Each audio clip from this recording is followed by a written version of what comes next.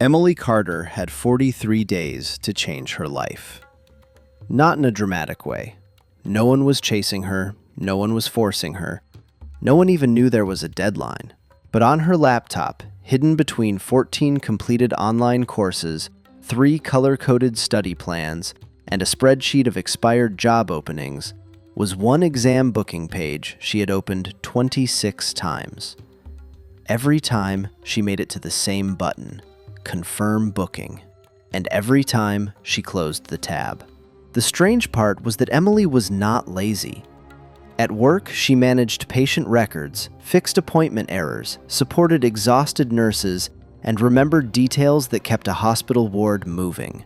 But when it came to the one exam that could move her from ward administration into healthcare analytics, her whole body treated the button like danger. Because the exam was not just an exam. It was proof. If she passed, the life she had imagined might actually begin. But if she failed, then the future version of herself, the intelligent, focused, quietly successful version she had been carrying for 2 years, might disappear on a screen in less than 90 minutes. So Emily kept preparing. Another tutorial, another timetable, another notebook, another promise that she would book it when she felt ready.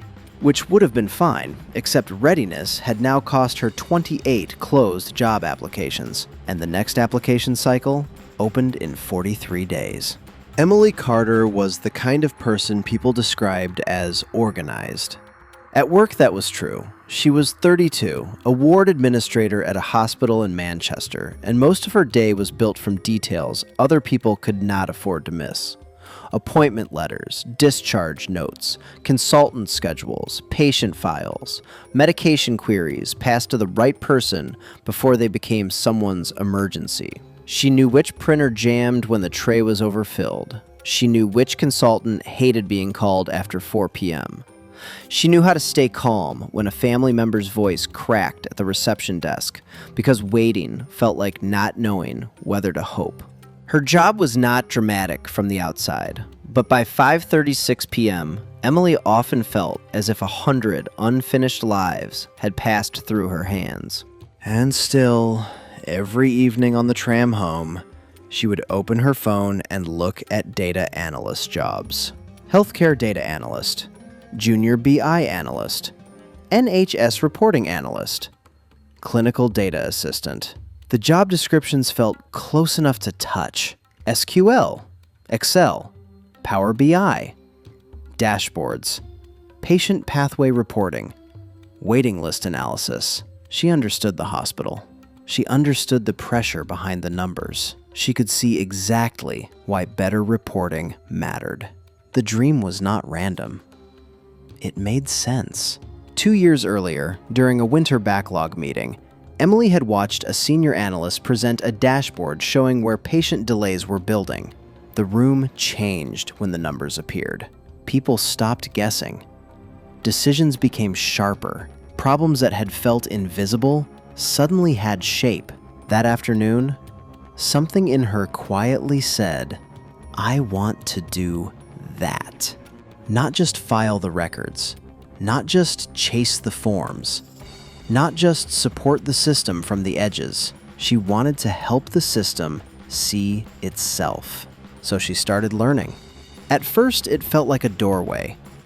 She completed an Excel course in 3 weeks, then SQL basics, then Power BI, then a healthcare analytics webinar, then a data storytelling course, then another SQL course because the first one had not felt deep enough. Her laptop slowly became a museum of almost started futures. A folder called Data Career, then Data Career 2024, then Final Study Plan, then Actually Final Study Plan, then Exam Prep Serious. Inside were certificates, notes, bookmarked tutorials, screenshots of dashboards she wanted to recreate, and a document titled 6-Month Transition Plan. The document was 14 months old. The exam was the missing bridge. A recognized data analytics certification that many junior roles listed as preferred. Not impossible, not elite, Not out of reach, just real. And that was the problem. Courses could be completed privately. Notes could be rewritten privately. Tutorials could be watched privately. But an exam returned a number. An exam did not care that she was tired from work. An exam did not care that she had potential. An exam did not care how clearly she could imagine herself becoming someone else. It would simply say, pass or fail. So Emily prepared. And prepared. And prepared so well that nothing ever had to happen. Every few weeks, she opened the booking page. Select date. Choose test center. Pay fee. Confirm booking. Every time, she stopped at the final button. Then the excuses arrived, sounding responsible. Not yet. After one more mock test.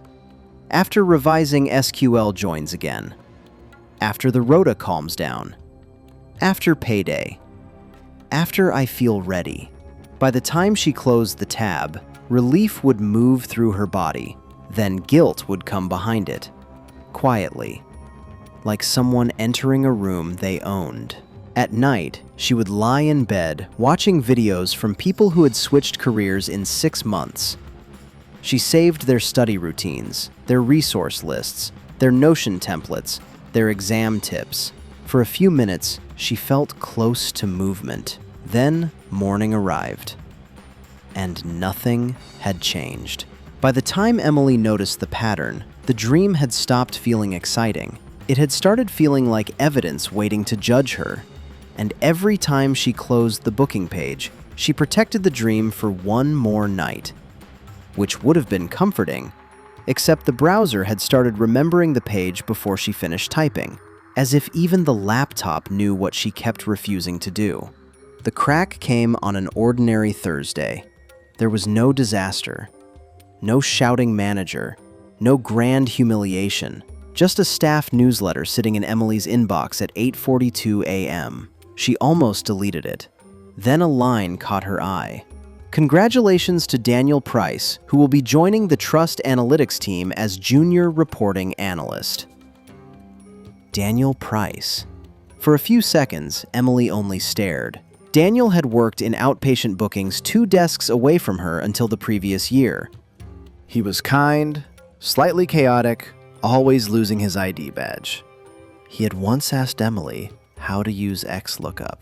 Now he was joining the analytics team. She clicked the announcement.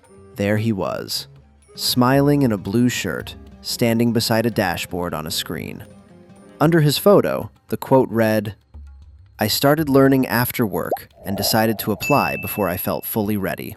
Emily read that sentence 3 times. Something hot and unpleasant moved through her chest. Not jealousy exactly, recognition with nowhere to hide. At lunch, she opened her spreadsheet of job links. The first role had expired. The second had expired. The third redirected to a page that said, "This vacancy has now closed." She scrolled down. 37 saved roles, 28 closed, 9 still open. And at the top of the spreadsheet, in a cell she had colored pale yellow, was the exam deadline she had typed herself. Recommended booking date? 43 days before application cycle. She looked at the calendar. 43 days was today. Not soon, not approaching. Today. At 6:11 p.m., Emily came home, dropped her bag beside the radiator, and opened the booking page. Select date, choose test center, pay fee, confirm booking. Her finger hovered above the trackpad. The fee was £189, enough to matter. Not enough to explain 2 years of avoidance. She clicked the date. Saturday, May 18th. 9:30 a.m., Manchester Test Center. The confirmation button appeared. Her throat tightened. And then the old voice came in, calm and professional. "You are not ready." It sounded so reasonable that she almost thanked it. Instead, she opened a blank note and wrote, "I keep calling this preparation because I am afraid of what proof might say." The sentence made her uncomfortable. So uncomfortable she almost deleted it. Then she did something smaller than courage. She left it there. At 7:04 p.m., Emily pressed confirm. The receipt arrived instantly. Exam booked. For 3 seconds, she felt relief. Then she saw the date, Saturday, May 18th, 9:30 a.m., Manchester Test Center, 37 days away. And that was when the dream changed shape. For 2 years, it had been a possibility. Now it was an appointment. The next morning, Emily woke with a strange sense that she had done something irresponsible. For 2 years, she had believed booking the exam would make her focused. Instead, it made her aware of the gaps, aware of how many tutorials she had watched without testing herself, aware of how easy it was to mistake recognition for knowledge. She came home from work intending to study for 3 hours. By 7:20 p.m., she had cleaned the kitchen.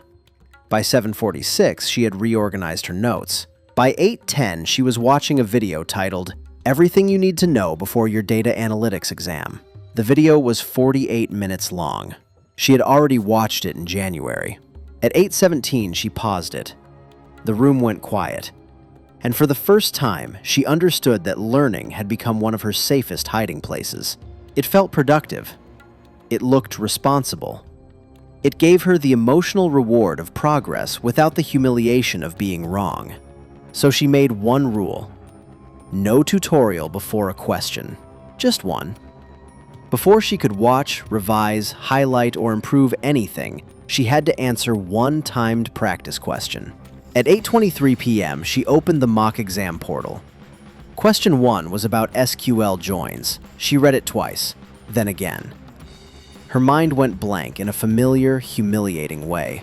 She wanted to check her notes. She wanted to search one phrase. She wanted to remind herself that this topic was rusty, and maybe she should revise properly first.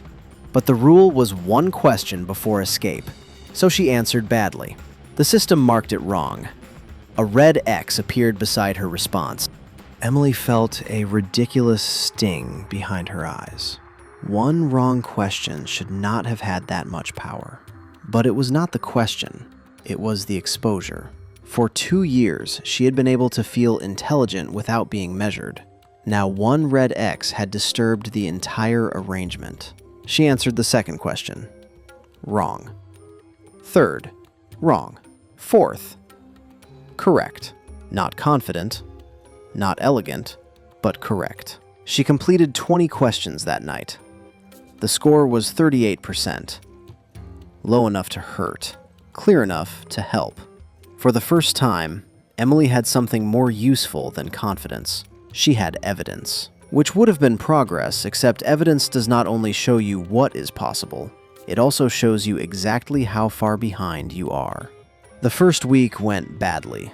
Not completely badly, worse. Unevenly.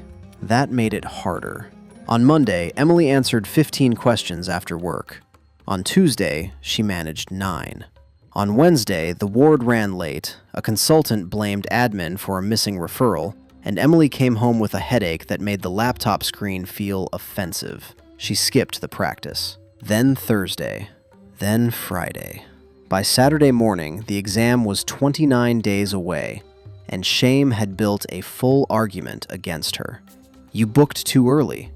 You wasted the money. You are behind. You should move the date. You need a fresh plan. The fresh plan was tempting. Fresh plans had always been her favorite form of forgiveness. She opened a new document and typed, "Revised 30-day study sprint." Then she stopped. The title looked familiar.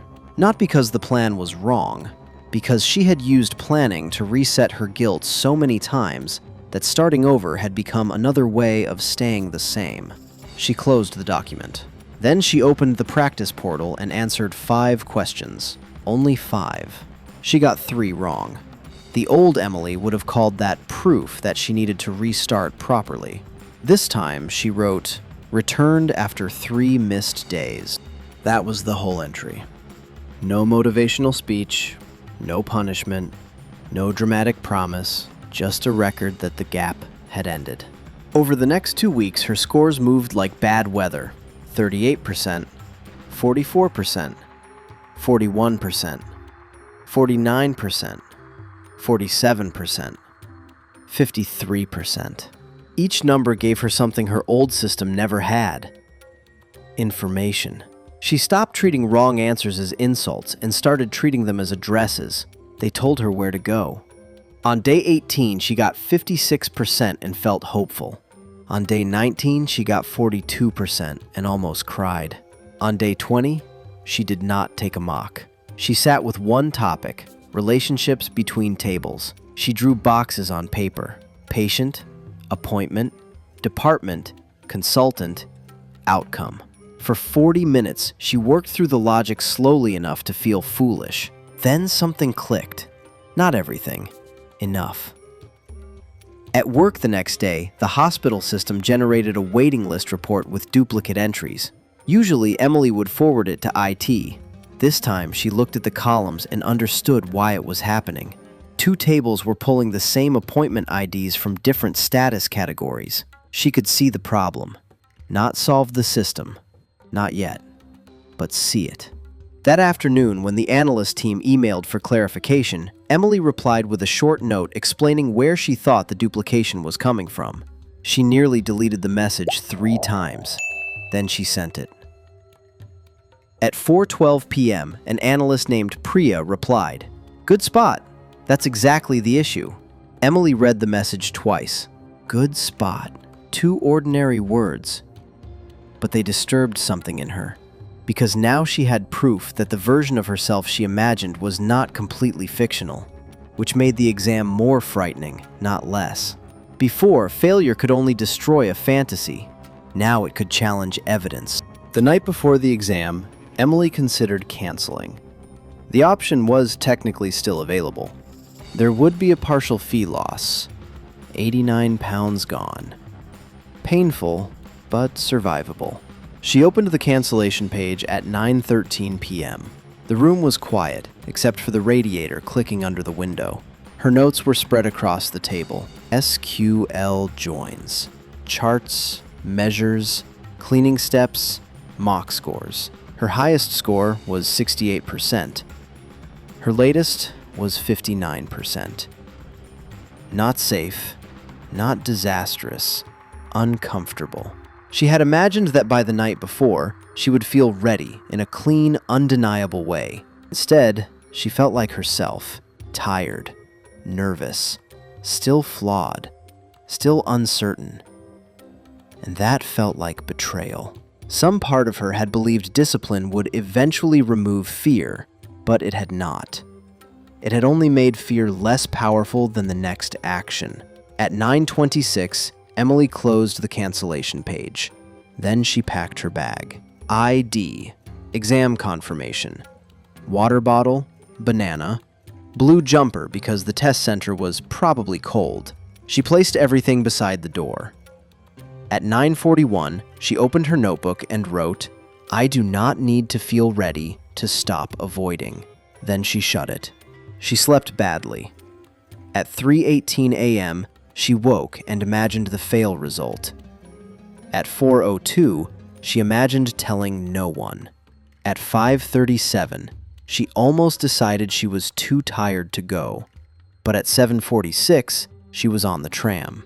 The city looked washed out by early rain. People sat around her carrying coffees, tote bags, headphones, Saturday errands. No one knew Emily was on her way to meet the version of herself she had delayed for 2 years. That was the strange mercy of it. The biggest moments in a person's life often look ordinary to everyone else. At 9:12, she arrived at the test center. At 9:27, she placed her belongings in a locker. At 9:34, she sat at computer station 14. The screen asked her to confirm her name. Emily Carter. She clicked yes. Then the first question appeared. For a moment, her mind went blank. The fear was still there. But now there was something beside it. A pattern she had practiced. Read the question, eliminate what is wrong, mark if unsure, move. Not confidence, structure. So she began. At question 60, the final submit button appeared. Another confirmation button. Another small rectangle between Emily and the truth. Only this time, closing the tab was no longer an option. She clicked Submit. The screen went white. Then, the loading wheel began to turn. The exam lasted 90 minutes. Emily used 87. At question 32, she panicked. At question 46, she found a rhythm. At question 51, she changed an answer, then changed it back. At question 60, she submitted. The loading screen spun for 6 seconds. Then, the result appeared. Pass. For a moment, Emily did not react. The word seemed too small for what it had cost her. Pass. Not distinction, not genius, not effortless success. Pass. She covered her mouth with one hand. Not because the certification had changed everything. It had not. There were still applications to send, still interviews to face, still gaps in her knowledge, still people younger than her, faster than her, louder than her, already ahead. But the private story that had kept her trapped had cracked. The exam had not exposed her as a fraud. It had exposed the pattern. And the pattern was weaker now.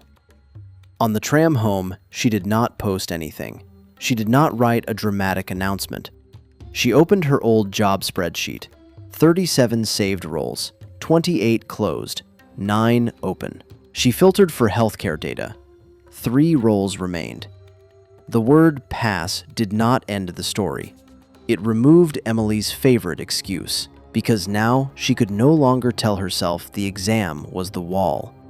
The next wall was worse. An application could reject her. An interview could expose her. A real analytics team could decide whether she belonged.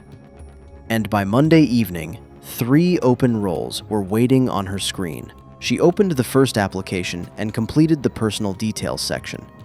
Name, address, experience, current role. Then she stopped. Not because she was avoiding, because she had decided the next proof would happen tomorrow. And for once, tomorrow did not sound like escape. It sounded like a scheduled return. Over the next 12 days, she applied for 4 roles. The first rejected her in 2 days. The second sent no reply. The third asked for a short screening call. The fourth requested examples of her Power BI work. That email terrified her more than the exam. So she did what fear had taught her not to do. She sent imperfect proof. 1 dashboard from her practice folder. 1 explanation of what she would improve. 1 note connecting her ward experience to reporting delays. 2 weeks later, Priya, the analyst who had once replied, "Good spot," forwarded Emily an internal vacancy before it went public. "You should apply," the message said. "You understand the admin side better than most." Emily stared at that sentence for a long time. Not because it guaranteed anything, because it proved something she had missed. She had been waiting to become ready in private. But some forms of readiness only appear after you enter the room. 3 months after the exam, Emily still worked on the ward. That is the part that made the story honest. She had not become a different person overnight. She had not escaped into a perfect new life. She had not turned one past result into a cinematic reinvention montage. She was still answering calls, still correcting appointment errors, still helping patients find the right clinic, still tired some evenings. But something fundamental had changed. The dream was no longer protected by distance. It had been tested. It had survived contact with a number. And once a dream survives evidence, it stops being fantasy. For 2 years, Emily had thought she was being careful. She wanted to prepare properly. She wanted to respect the opportunity. She wanted high standards. But looking back, she could see it more clearly. Perfection had not been excellence. It had been fear with better grammar. Every new course had given her the feeling of progress without the risk of judgment. Every rewritten timetable had made her feel responsible while quietly moving the real test further away. Every night she watched someone else describe their transformation. She borrowed the emotion of change without paying the cost of action. And every time she closed the booking page, relief taught her brain the wrong lesson. Avoid, and the fear goes away. That was the pattern. Not laziness, a pattern. And patterns can be changed. Not by one huge promise. Not by hating yourself into discipline. Not by waiting for a morning when motivation finally arrives and stays. Motivation is a feeling. It came and went for Emily, like weather over Manchester rooftops. But the calendar stayed. The booked exams stayed. The rule stayed. One question before one tutorial. One mock before one rewrite. One return after one missed day. The strange thing was that compassion became practical, not soft. Practical. Because shame had always made her restart the whole plan. Compassion helped her continue from the messy middle. That was the difference. A missed day did not have to become a failed month. A bad score did not have to become an identity. A rejection did not have to become a prophecy.